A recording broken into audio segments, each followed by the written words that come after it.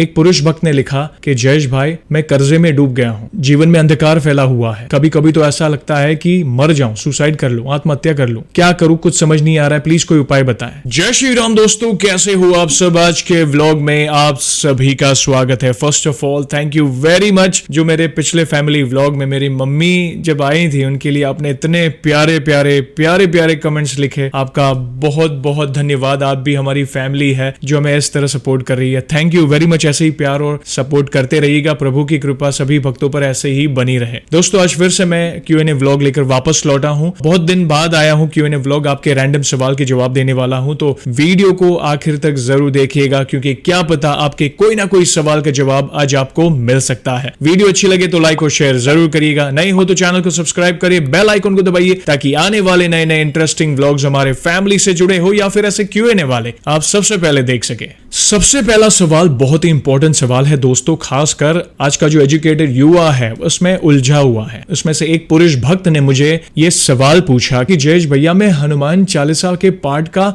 Meaning नहीं समझ पा रहा हूं, या आखिर ये कौन सी भाषा है, मुझे डिफिकल्ट हो रहा है इसे समझने में। मैं जैसे तैसे इस पाठ को पूरा तो कर देता हूं, तो क्या इसका फल मुझे मिलेगा? प्लीज इस चीज का सोल्यूशन बताएं कि एग्जैक्टली मैं क्या करूं ताकि मैं हनुमान चालीसा के पाठ को समझ सकूं। देखो, इस सवाल का जवाब इतना ही कहूंगा कि पहली बात तो हनुमान चालीसा की जो भाषा है, जो पाठ की भाषा है, वो अवधी भाषा है, जो संत गोस्वामी तुलसीदास जी ने लिखा था। तो वो अवधी भाषा इतना भी डिफिकल्ट नहीं है, मगर आप नित्य हनुमान चालीसा का पाठ करते जाओगे, रेगुलर सुबह शाम रात या चलते फिरते उसका गुणगान करोगे ना, तो धीरे धीरे वो आपके अंदर उतर जाएगी और कब कंठस्थ हो जाएगी आपको पता भी नहीं चलेगा। आप मानेंगे नहीं, जब मैंने हनुमान चालीसा की भक्ति शुरू की थी तो शुरुआत में मुझे भी हनुमान चालीसा के पाठ का इतना महत्व नहीं पता था। हाँ, सब करते हैं इसलिए मैं करने की कोशिश कर रहा था, और जब मैं पढ़ने बैठा तो मुझे समझ नहीं आ रहा था कि एग्जैक्टली ये पंक्तियों का मीनिंग क्या है। तो इस पर मैंने अपनी जो मेन चैनल है सीक्रेट मिस्ट्रीज, जो आपको पता है जिसमें आप सब जुड़े हो, स्पेशली हनुमान जी को डेडिकेटेड है, तो वहां पे मैंने हनुमान चालीसा के पाठ का मीनिंग बताया है। एक वीडियो है, आप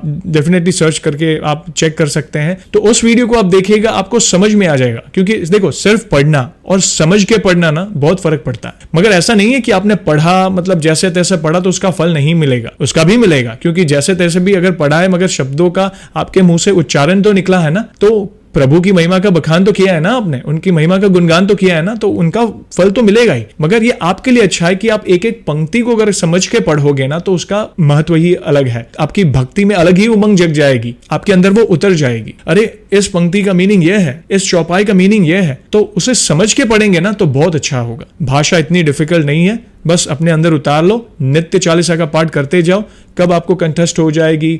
और मीनिंग को ध्यान में रख के पढ़िएगा, ताकि वो चीज को आप समझ के पढ़ोगे ना तो वो प्रभु से कनेक्शन ज्यादा फील कर पाओगे। दूसरा सवाल ये भी इंपॉर्टेंट सवाल है, क्योंकि कई महिला भक्त इससे जूझ रही है। गृहस्थ जीवन में ये बहुत बड़ा चैलेंज हो गया है आज कई घरों में। सवाल एक महिला भक्त द्वारा पूछा गया था कि जयेश भैया, मैं तो हनुमान जी की भक्ति करती हूँ, मैं नॉनवेज भी नहीं खाती, मगर मेरे पति बहुत नॉनवेज खाते हैं, व्यसन भी करते हैं, तो क्या हनुमान जी मेरी भक्ति स्वीकारेंगे? क्या मैं अपने पति के लिए हनुमान चालीसा का पाठ कर सकती हूँ? प्लीज इसका सोल्यूशन दो, प्लीज आपके विचार बताएं। मेरे विचार अगर आप पूछ रहे तो मैं इतना ही कहूंगा। पहली बात तो बहन, अच्छा लगा कि आप भक्ति के मार्ग पर है, आप भक्ति कर रहे हैं और भी आगे बढ़ना चाहते हैं, और भला अगर आपका भाव सच्चा है तो प्रभु आपकी भक्ति क्यों नहीं स्वीकारेंगे? वे जरूर स्वीकारेंगे, आप चिंता बिल्कुल ना करें। लेकिन होता है कई बार घर के मेंबर्स अगर ये गलती करते हैं तो अंदर से दुख होता है, क्योंकि आपको वो समझ है कि भक्ति में कितनी शक्ति है। मगर चिंता ना करें, आप प्रभु से प्रार्थना करें। और यस, आपके सवाल का जवाब यही है कि यस, आप अपने हस्बैंड के लिए भी हनुमान चालीसा का पाठ कर सकते हैं। ऐसा नहीं है नहीं कर सकते हैं, आपके दिल में दया तो आई ना, क्योंकि प्रभु का वास है आपके अंदर। तो आप चिंता ना करें, आप सच्चे हृदय से राम नाम का जाप करें, हनुमान चालीसा का नित्य पाठ करें और प्रभु से प्रार्थना करें कि प्रभु, ये प्रॉब्लम है मेरी और मैं चाहती हूं, मैं तो नॉनवेज नहीं खाती, आपकी कृपा है,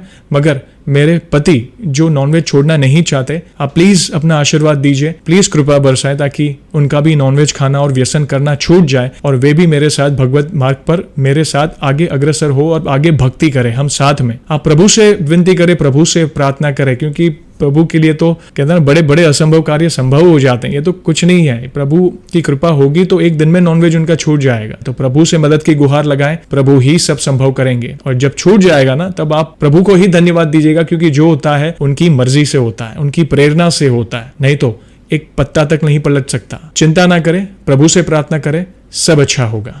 तीसरा सवाल बहुत ही इंपॉर्टेंट सवाल है दोस्तों, स्पेशली कोरोना के बाद कई पुरुष भक्त इस प्रॉब्लम से गुजर रहे हैं और कितनों ने तो सुसाइड कर ली है। ध्यान से सुनना, ध्यान से समझना इस बात को। एक पुरुष भक्त ने लिखा कि जयेश भाई, मैं कर्जे में डूब गया हूँ, जीवन में अंधकार फैला हुआ है, कभी कभी तो ऐसा लगता है कि मर जाऊं, सुसाइड कर लूं, आत्महत्या कर लूं, क्या करूं कुछ समझ नहीं आ रहा है, प्लीज कोई उपाय बताएं। हाल ही में मैंने मंगलवार के व्रत शुरू करे हैं, इसके अलावा और कोई उपाय तो प्लीज बताएं, मुझे इससे बाहर निकलना है, नहीं तो मैं अपना जीवन खत्म कर दूंगा। पहली बात तो इसका उत्तर मैं क्या दूं, अगर आप मेरे विचार जानना चाहेंगे तो मैं इतना ही कहूंगा कि आत्महत्या करना सबसे बड़ा पाप है। हिम्मत रखो। अच्छा लगा जब आपने कहा कि आपने मंगलवार का व्रत रखा है, तो कहीं ना कहीं आपको भक्ति पर तो विश्वास है कि कहीं ना कहीं प्रभु आपको इससे निकालेंगे, तो प्रभु पर ही छोड़ दो ना सब कुछ, अपना दिमाग ना दौड़ाओ। होता है संकट समय में सिर्फ नेगेटिव विचार आते हैं, स्पेशली घोर संकट जब आता है ना, मैं समझ सकता हूं आपकी बात को। आप चिंता ना करें, आत्महत्या करना, सुसाइड करना, ये सबसे बड़ा पाप है, इससे कोई सोल्यूशन नहीं मिलेगा जीवन में। आपको दो ही चीज करनी है, अपने आप को प्रभु के प्रति समर्पित कर दो, अपने जीवन की डोर उनके हाथों में दे दो। दूसरी बात, कर्म करते जाओ। आपका जो कार्य है, कई बार ये परेशानी के कारण हम कोई कर्म ही नहीं करते, बैठ जाते हैं हाथ पे हाथ धरे, वो सब छोड़ो। नया दिन, नया सवेरा, नए विचार, प्रभु का नाम लेकर दिन की शुरुआत करो,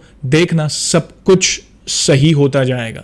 बड़े बड़े असंभव कार्य संभव हुए हैं, आप चिंता ना करें। ऐसे ऐसे एग्जाम्पल अगर आपने नहीं सुना ना, तो हमारे सीक्रेट मिस्ट्रीज चैनल में जाके भक्तों के अनुभव को सुनना, आपको आइडिया आ जाएगा कि आपसे भी बड़ी बड़ी प्रॉब्लम्स हैं लोगों के जीवन में। होता है जब संकट बड़ा होता है ना, तब हमारे अंदर विचार शक्ति बंद हो जाती है, वो दिमाग चलना ही बंद हो जाता है। जब कोई विचार नहीं आता, दिमाग अंधकार फैला हुआ है जीवन में, तो एक ही है, भक्ति की शक्ति पर विश्वास करो। जितना हो सके राम नाम का जाप नित्य करते रहो, ध्यान करो, ध्यान में भी प्रभु के नाम का स्मरण करो, नित्य हनुमान चालीसा का पाठ करना शुरू करो। जो भी आपके इष्ट देव है, अगर आपके इष्ट देव श्री कृष्ण भगवान है, महादेव जी है, देवी माँ, आप उनके नाम का जाप करते जाओ। वे जरूर आपको पता भी नहीं चलेगा, आपको संकट से बाहर निकालेंगे हाथ पकड़कर, आपको आपकी मंजिल तक पहुंचा देंगे। माना कि समय भारी है, चिंता ना करें, ये समय भी गुजर जाएगा। होता है अभी अगर हम कोई, ये मैं अक्सर कहता हूं, बड़े गुरुजनों से सुना है, ग्रंथों में पढ़ा है कि जो भी हम तकलीफ भुगत रहे हैं, ये कहीं ना कहीं हमारे प्रारब्ध से जुड़ा कोई बुरा कर्म होगा, जिसके कारण आज हम वो चीज भोग रहे हैं। तो इस कठिन समय में धीरज रखो, कोई ऐसा वैसा कदम ना उठाओ, प्रभु के नाम का स्मरण करते जाओ और अपना कर्म करते जाओ। रास्ते खुलते जाएंगे और कब सब कुछ बदल जाएगा आपको पता भी नहीं चलेगा। मुझे विश्वास है प्रभु पर, एक दिन मैं आपका भी अनुभव जरूर शेयर करूंगा हमारी चैनल में। आज एक और सवाल का जवाब देना चाहूंगा। चौथा सवाल एक महिला भक्त द्वारा पूछा गया था। उन्होंने मुझसे पूछा कि जयेश भैया, मैंने 11 दिन का हनुमान चालीसा का संकल्प लिया था, 7 दिन पूरे हुए और मैं बहुत बुरी तरह बीमार पड़ गई, बहुत ज्यादा बीमार। तो क्या जब मैं ठीक हो जाऊं तो मुझे हनुमान चालीसा का जो संकल्प लिया है वो 8वें पाठ यानी 8वें दिन से कंटिन्यू करूं या 0 से स्टार्ट करूं? प्लीज ये सोल्यूशन दो। देखो, इसके बारे में मैंने बहुत सारे व्लॉग में बताया है कि देखो, अगर आपके जीवन में जेन्युइन रीजन है, अगर आपने संकल्प लिया है और चलो दुर्भाग्यवश कोई संकट आ गया, बीमारी का संकट बोलो, या भगवान ना करे किसी का देहांत हो गया, सूतक लग गया घर में, जन्म का सूतक हो या मरण का सूतक हो, महिला भक्तों को मासिक धर्म की समस्या आ गई, तो उन दिनों आपको पता है हम पूजा पाठ नहीं कर सकते। बीमार ऐसे पड़े कि भाई कुछ बेड से उठने ही नहीं हो रहा है, खाना पीना नहीं हो रहा है, जेन्युइन प्रॉब्लम है। तो जहां जहां जेन्युइन प्रॉब्लम है वो तो हमारे हाथ में नहीं है, तो आप चिंता ना करें। जब आप ठीक हो जाए उसके बाद आप अपने पाठ कंटिन्यू कर सकते हैं, आपको 0 से शुरुआत करने की जरूरत नहीं है। मगर ऐसा नहीं है कि कई लोगों को आलस भी आता है कि भाई आज नहीं कल कर देते हैं, चलो कोई बात नहीं, आज मैंने नॉनवेज खा लिया, कलो मैंने ड्रिंक कर लिया, सिगरेट पी ली, अरे नहीं आज तो मैंने बाहर घूमने जाना है, सुबह जल्दी उठूंगा, नहीं आज मुझसे पाठ नहीं होगा संकल्प का। तो ये तो एक्सक्यूज है। देखो, फिर एक्सपेक्ट मत करना कि प्रभु की कृपा आप पर होगी। बस हाँ, जेन्युइन रीजन है तो चिंता ना करें, प्रभु को तो सब पता है, प्रभु सब जानते हैं। धीरज रखिएगा, प्रभु से क्षमा याचना मांगिएगा और अपने पाठ को कंटिन्यू करिएगा, देखना आपकी मनोकामना जरूर पूर्ण होगी। और दोस्तों, आप सभी को तो पता ही है कि व्लॉग को हम ऐसे ही एंड नहीं करेंगे, प्रभु के नाम का गुणगान जो करना है। और आज मैं कुछ ऐसी पंक्तियां लाया हूं जिसमें हम हनुमान जी के एक ऐसे गुण के बारे में बात करेंगे जिससे आपकी भक्ति प्रभु के प्रति और बढ़ जाएगी। आखिर क्या है वो गुण? ध्यान से सुनिएगा ये पंक्तियां और कमेंट में जरूर बताइएगा कि ये पंक्तियां आपको कैसे लगी। तो बोलिए सियावर रामचंद्र की जय, पवन सुत हनुमान की जय। हनुमान जी का ये गुण बहुत ही महत्वपूर्ण है। माता सीता की खबर लाने लंका जाते वक्त हनुमान जी के रास्ते में भी बहुत सारी बाधाएं आई। सूरसा जैसी राक्षसी हो या लंकिनी या फिर रावण की खूंखार सेना, उन्होंने निडरता से सबका सामना किया। रावण की सोने की लंका जलाई, कोई भी उनका कुछ बिगाड़ नहीं सका और सकुशल माता सीता की खबर लेकर प्रभु श्री राम के पास वापस आए। हमारे जीवन में कई बार इतनी सारी तकलीफें आ जाती है कि हम हिम्मत हार जाते हैं। हम डर जाते हैं कि हमसे कुछ ना होगा। हम उस तकलीफ को हमारे मनोबल से बड़ा समझ लेते हैं, इसलिए वो तकलीफ हम पर हावी हो जाती है और हमारा हौसला टूटने लग जाता है। हनुमान जी का ये गुण हमें ये सीख देता है कि जीवन में कितने भी बड़े चैलेंजेस क्यों ना आए, बस उनका निडरता से यानी निर्भय होकर सामना करें, फिर देखना सफलता आपके कदमों में होगी। जय श्री राम। स्पेशली जिस भक्त ने मुझसे पूछा था ना कि जीवन में सब कुछ खत्म हो गया, सुसाइड करने के विचार आ रहे हैं, तो प्लीज इन पंक्तियों को दिल में उतार लो और प्रभु के चरित्र से बड़े बड़े लाइफ लेसन सीखो। देखना कभी ऐसे बुरे ख्याल या नेगेटिव ख्याल आपके दिमाग में नहीं आएंगे। देखना, याद रखना मेरे वर्ड्स। दोस्तों, अद्भुत पंक्तियां, पूरी एनर्जी से भर गई थी, बॉडी लग रहा था रोम रोम में प्रभु है। आप प्लीज कमेंट में बताइएगा आपको ये पंक्तियां कैसी लगी, हमारे प्रभु से जुड़ी। और वीडियो अच्छी लगी हो तो लाइक और शेयर जरूर करिएगा। नए हो तो चैनल को सब्सक्राइब करें, बेल आइकन को दबाइए ताकि आने वाले नए नए इंटरेस्टिंग व्लॉग्स हमारे फैमिली से जुड़े हो या फिर ऐसे Q&A वाले आप सबसे पहले देख सके। और जल्दी लौटूंगा मैं एक और इंटरेस्टिंग व्लॉग के साथ। तब तक जय श्री राम, जय हनुमान।